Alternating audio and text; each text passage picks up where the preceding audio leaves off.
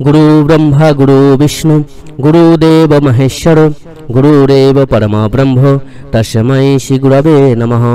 परम प्रेममय जुग पुरुषोत्तम श्री श्री ठाकुर अनुकूल चंद्रेर आतुल चरणे जानाई आमार शतकोटी प्रणाम। जय गुरु सकल इष्टप्राण दादा मायरा। दिनटा छिलो पयला माघ बुधवार, इंग्रेजी 15 জানুয়ারি 2014। বর্ধমান ঠাকুরবাড়ির 39তম শুভ প্রতিষ্ঠা দিবস উদযাপিত হচ্ছে। প্রতিবারের মতো মহা ধুমধাম করে এই অনুষ্ঠান উদযাপিত হচ্ছে। আমার আজও পরিষ্কার মনে আছে 1975 সালে এই দিনটি প্রথম বর্ধমান ঠাকুরবাড়ির উদ্বোধন অনুষ্ঠানে পরম পূজ্যপাদ শ্রী শ্রী বদ্দা সপরিবারে সকলকে নিয়ে দেওঘর থেকে এসেছিলেন এবং 5টা সুসজ্জিত হাতি নিয়ে কি বিশালভাবে শোভাযাত্রা সমেত নানা অনুষ্ঠানের মাধ্যমে সারা দিন ব্যাপী উৎসব উদযাপিত হয়েছিল। শ্রদ্ধেয় শ্রী অমল কুমার চট্টোপাধ্যায় তাঁর জীবনে ঘটা শ্রী শ্রী ঠাকুরের দয়ার কথা তুলে ধরলেন। তাঁর জীবনে শ্রী শ্রী ঠাকুরের কৃপা কিভাবে লাভ করেছিলেন, তিনি কিভাবে সমস্ত দিক থেকে তিনি শ্রী শ্রী ঠাকুরের রক্ষা কবচ ধারণ করে বেঁচে গিয়েছিলেন, সেই লীলা কথা আমরা প্রত্যেকেই চলুন আস্বাদন করি। কাজের সূত্রে 1972 সালে জুন মাসে জামশেদপুরে আমার দীক্ষা হয় এবং ওই বছরের আগস্ট মাসে সস্তানি গ্রহণ করি। আমার কর্মস্থল কুলটিতে সপরিবারে সকলকে নিয়ে ঠাকুরের অনুশাসনের মধ্য দিয়ে ঠিকমতো চলবার চেষ্টা করেছি এবং তারই মধ্যে যে উপলব্ধি করেছি তারই কিছু ঘটনা আপনাদের সামনে তুলে ধরছি। যতটুকু অনুভব করেছি তার কৃপা ছাড়া সম্ভব ছিল না। দীক্ষান্তে আমার মাতৃদেবী স্ত্রী এবং 3 কন্যাকে নিয়ে সংসার যাত্রা শুরু করেছি। খুব আনন্দের মধ্যেই দিনগুলো কাটছে। প্রতি মাসে দেওঘর আশ্রমে আসা যাওয়া শুরু হলো। শ্রী শ্রী ঠাকুরকে আমি চাক্ষুষ করি নাই, কিন্তু তাঁর ভাবধারার সঙ্গে পরিচিত হলাম। ধীরে ধীরে যখন আশ্রমের শ্রদ্ধেয় যামিনীদা, অজিত গাঙ্গুলিদা, শৈলেন্দা এদের সঙ্গলাভ করলাম, তার মধ্যে শ্রী শ্রী বদ্দার কাছে বড় নাট মণ্ডপে সব ভক্ত গুরু ভাইদের মাঝে বসে নানা সমস্যার কথাও তার প্রতিবিধান শুনতাম। কত অল্প কথায় তার উত্তর দিয়ে সমাধান করতেন। কি গুরুগম্ভীর তাঁর গলার স্বর, অপূর্ব ব্যক্তিত্ব, উজ্জ্বল কান্তি অবয়ব, যেন শ্রী শ্রী ঠাকুরের আর এক রূপ, যেন ঠিক আগের মতোই তিনি আশ্রমে বিরাজ করছেন। দেওঘর আশ্রম কুলটিতে সৎসঙ্গ করে দিনগুলো বেশ আনন্দেই কেটে যাচ্ছে। 1976 সাল 5ই নভেম্বর আজও সৎসঙ্গ ছিল, কিন্তু যাওয়া হলো না। শ্রদ্ধেয় হেমচন্দ্র তেওয়ারিদার পরামর্শ মতো আমার আসন্ন সন্তান প্রসবা স্ত্রীকে নিয়ে পূর্ব নির্ধারিত আসানসোলে মিডল্যান্ড নার্সিংহোমে ডক্টর হাজরা তত্ত্বাবধানে ভর্তি করে আসা হলো। খবর পেলাম রাত্রি 10টার আগেই এক পুত্র সন্তান জন্মলাভ করেছে। সুসংবাদটা বাড়িতে দেওয়ার পরেই ধীরে ধীরে পাড়াতেও আত্মীয় স্বজনের মধ্যে ছড়িয়ে পড়ল। 4, 5, 6 মাস কেটে গেল। মা বললেন নাতির অন্নপ্রাশন দিতে হবে খুব ধুমধাম করে। আমি মাকে বোঝালাম আমি সব করব তোমার কথা মতো, তার আগে আশ্রমে গিয়ে ঠাকুরের প্রসাদ মুখে দিয়ে আনবো। মা বুঝলেন, আপত্তি করলেন না। তখন যোগাযোগ করলাম শ্রদ্ধেয় অজিত গাঙ্গুলিদার সঙ্গে। তিনি শুনে বললেন খুব ভালো কথা, আমি সব ব্যবস্থা করে দেব। তখন অজিতদা প্রায়ই আসতেন কুলটিতে শ্রী শ্রী বদ্দার নির্দেশ মতো। কিছুদিন থাকতেন কুলটিতে, বেশি থাকতেন গোপাল চক্রবর্তী দার বিল্লা কলোনিতে। অজিতদার সঙ্গে আমরা বিভিন্ন জায়গায় সৎসঙ্গে যোগদান করতাম। অজিতদা আমার অনুরোধ মতো যাতে কোনো অসুবিধা না হয় তার ব্যবস্থা করলেন। আশ্রমে কোথায় উঠবো, কিভাবে নানিমুখ হবে, কে করবে, কিভাবে নন্দ দুলালদার কাছে ঠাকুরভোগ প্রণামী জমা দিতে হবে, আচার্যদেবের ধুতি কোথায় পাওয়া যাবে সব জানিয়ে দিলেন। একটা নানিমুখের জন্য ফদ্দ অচিন্ত ভট্টাচার্যদার কাছ থেকে নিয়ে পাঠিয়ে দিলেন। এর মধ্যেই আশ্রমের অসিত সান্যালদার সঙ্গে দেখা করে মুখে প্রসাদের ফটো নেবার জন্য কিছু আগাম দিয়ে আসলাম। সেই সময়টা অসিতদা গুরুভাইদের প্রয়োজন মতো মুখে প্রসাদ, হাতে খড়ি, উপনয়ন এসবেরই ফটো তুলে দিতেন। সেই মতো আমিও যোগাযোগ করেছিলাম। অন্নপ্রাশনের দিন এগিয়ে আসলো। ফেব্রুয়ারি মাসে একটা শুভ দিন দেখে আমরা 2টো গাড়িতে ছোট বড় 17 জন যাত্রা করলাম দেওঘর আশ্রমের অভিমুখে। অচিন্তদার ফদ্দমতো সব সামগ্রী সঙ্গে নিতে ভুলেনি। আশ্রমে যখন পৌঁছালাম তখন বেলা 11টা বাজছে। গেস্ট হাউসের একটা ঘরে সবাই বেডিং বাক্স নিয়ে উঠলাম। তারপর সব জিনিসপত্র ঠিকমতো গুছিয়ে রেখে বিছানা পেতে হাতমুখ ধুয়ে আনন্দবাজার প্রসাদ পাওয়ার উদ্দেশ্যে চললাম। প্রসাদ গ্রহণের পর ফিরে এসে দেখি অজিত গাঙ্গুলিদার মার অপেক্ষা করছেন। কাছ থেকে জানতে পারলাম অজিতদা আসাম রওনা হয়েছেন আগের দিন ইষ্ট কাজে শ্রী শ্রী বদ্দার আদেশ মতো। তবে তাঁর মাকে রেখে গেছেন আমাদের সব রকম সাহায্য করবার জন্য। মা জানালেন পরদিন সকালেই অচিন্তদাকে নিয়ে নানিমুখ করবার আগেই সকাল 8টার মধ্যে চলে আসবেন। আমরা কোথায় উঠেছি দেখতে এসেছিলেন। মনে মনে অজিতদাকে ধন্যবাদ জানালাম। যাই হোক, বিকাল গড়িয়ে এলো। প্রার্থনার আগেই আমাকে 2টি কাজ সারতে হবে। ঠাকুর ভোগের জন্য নন্দ দুলালদার সঙ্গে দেখা করে অর্ঘ্য জমা দিতে হবে আর শ্রী শ্রী বদ্দার জন্য একটি ধুতি সংগ্রহ করা। প্রথমে দেখা করলাম নন্দ দুলালদার সঙ্গে, জানালাম আমার পুত্রের মুখে প্রসাদের কথা। তিনি জিজ্ঞাসা করলেন কোথায় উঠেছি, জানালাম গেস্ট হাউসে। উনি শুনে বললেন ওখানে কিন্তু আপনি নানিমুখ করবেন না, বসুধারা দিয়ে দেয়ালে দাগ ধরে যাচ্ছে, আপনাকে দেওঘর শহরে ঘর ভাড়া করে কাজ সারতে হবে। তারপর ঠাকুর ভোগের জন্য অর্ঘ্য জমা দিলেন। তারপর জানালাম আমার ইচ্ছা শ্রী শ্রী বদ্দা ছেলের মুখে প্রসাদ দেন।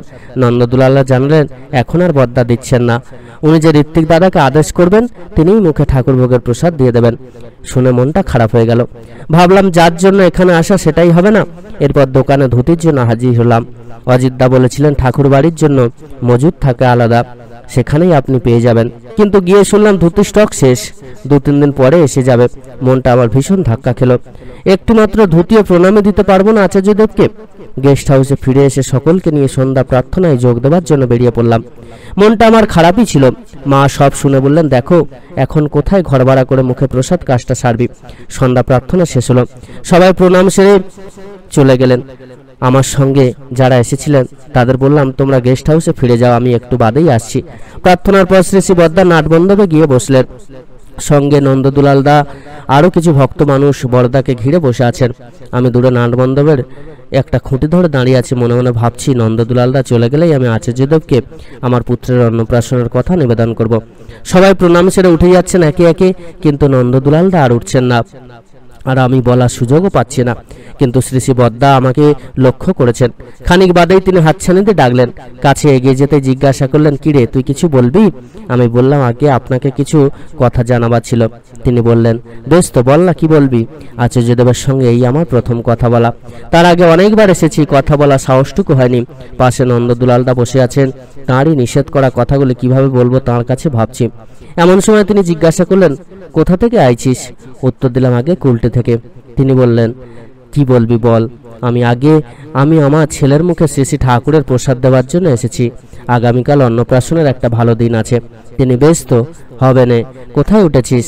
আমি আগে গেস্ট হাউসে উঠেছি, সঙ্গে মা স্ত্রী আত্মীয় স্বজন মিলে আমরা অনেকেই এসেছি। নানিমুখে সব জোগাড় সঙ্গে নিয়ে এসেছি, অচিন্তদা করবেন। তিনি বললেন শোন, নানিমুখের পর দেয়ালে একটা খবরের কাগজে মাটির দুটো টোপা দিয়ে বসুধারা দিবি, তাহলে দেয়ালে কোনো দাগ আসবে না। আর কিছু বলবি? আমি আগে আমার ইচ্ছে ছিল আপনিই ছেলের মুখে ঠাকুরের প্রসাদটুকু দেন। তিনি বললেন হবে না, তবে তোকে বেলা 10টার পর আসতে হবে। ঠাকুর ভোগ হয়ে গেলে ছেলেকে নিয়ে আসবি। আমি আগে তাই হবে, আমরা ঠাকুর ভোগের পরই আসবো। নন্দদুলালদা সবই শুনলেন। আমার সব প্রার্থনা স্বয়ং আচার্যদেব মঞ্জুর করে দিলেন তাঁরই সামনে। মনে খুবই আনন্দ নিয়ে গেস্ট হাউসে ফিরে সবাইকে জানালাম। শুধুমাত্র আচার্যদেবের জন্য ধুতি না পাওয়ায় মনটা ভার ভার ছিল। কাকেই বা জানাবো সে কথা। প্রণামী দেওয়ার জন্য একটা ধুতিও জোগাড় করতে পারলাম না, ইচ্ছেটা ছিল খুবই প্রবল। রাত্রি হয়ে গেছে। সকালের জন্য মেঝেতে বিছানা পাতার পর আনন্দবাজারের উদ্দেশ্যে রওনা হলাম। প্রসাদ গ্রহণের পর আনন্দবাজার থেকে ফিরে এসে সবাই যে যার বিছানায় শুয়ে পড়লাম, কারণ সবাই খুবই ক্লান্ত ছিল। দেওঘরে ঠান্ডাও পড়েছে খুবই, সবাই চুপচাপ হয়ে গেছে ঘুমের আবেশে। হঠাৎ বাইরের দরজায় কড়া নাড়ার শব্দ উঠতেই হলো। এত রাতে আবার কে এলো দেখি। দরজা খুলে দেখি একটা 14-15 বছরের ছেলে। আগে তাকে দেখেছি বলে মনে হলো না। ছেলেটা বলল এখানে অমল চ্যাটার্জি বলে কেউ এসেছেন? আমি উত্তর দিলাম আমি সেই লোক। কি ব্যাপার এত রাতে? ছেলেটা বলল অজিত ধরদার সঙ্গে দেখা করুন এখনই। আমি বললাম তিনি কোথায় থাকেন? আমি জানি না। ছেলেটা বলল আমি সঙ্গে যেয়ে দেখিয়ে দেবো। আমি গায়ে চাদর, গলায় মামলা জড়িয়ে, হাতে টর্চ নিয়ে ছেলেটার সঙ্গে বেরিয়ে পড়লাম।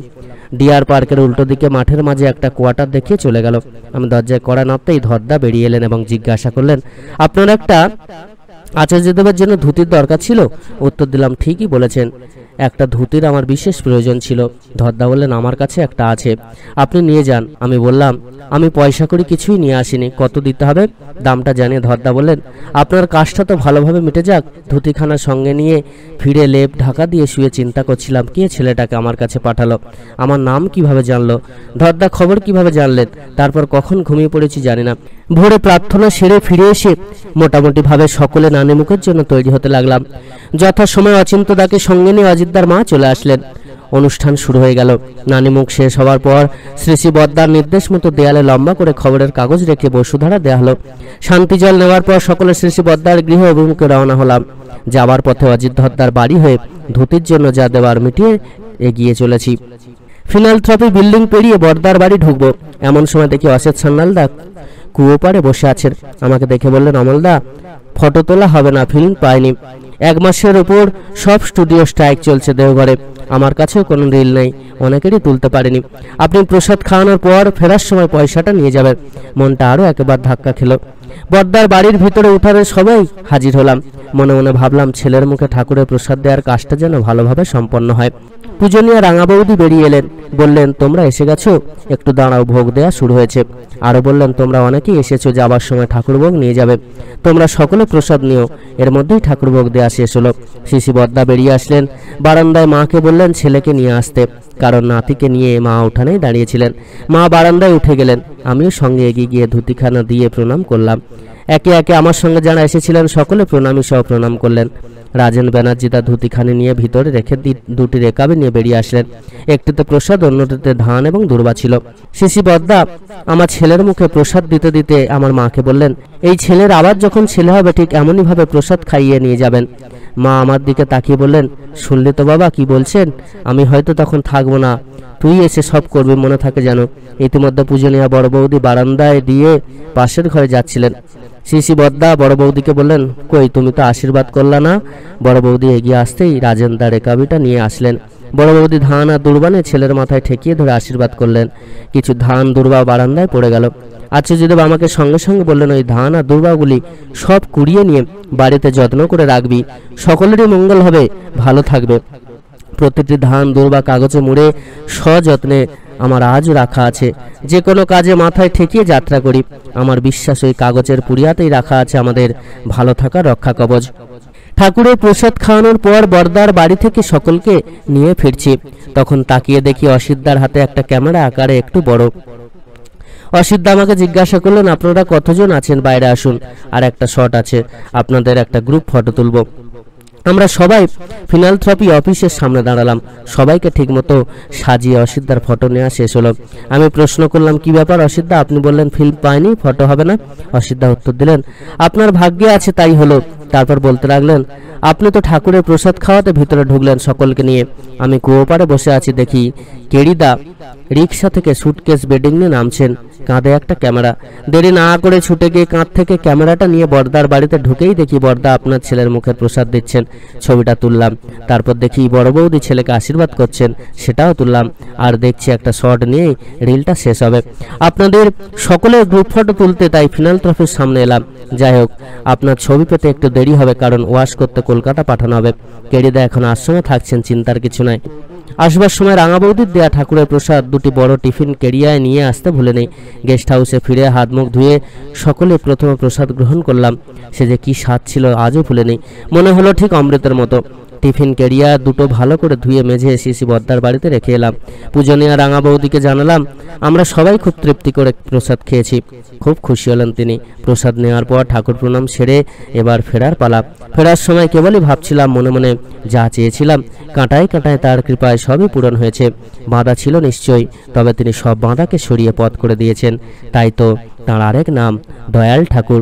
এরকম আমাদের জীবনে শতেক বাঁধা আসে, সকল বাঁধা থেকে আমরা কিন্তু মুক্তি লাভ করি যদি আমরা ঠিকমতো ভাবে তাকে ধরে চলতে পারি। তিনি যে সর্বদা আমাদেরকে রক্ষা করেন। সকলিষ্ঠ প্রাণ দাদা মায়েরা, প্রত্যেকে খুব ভালো থাকবেন। পরম দয়াল আপনাদের প্রত্যেকের মঙ্গল করুন। জয় গুরু বন্দে পুরুষোত্তমম।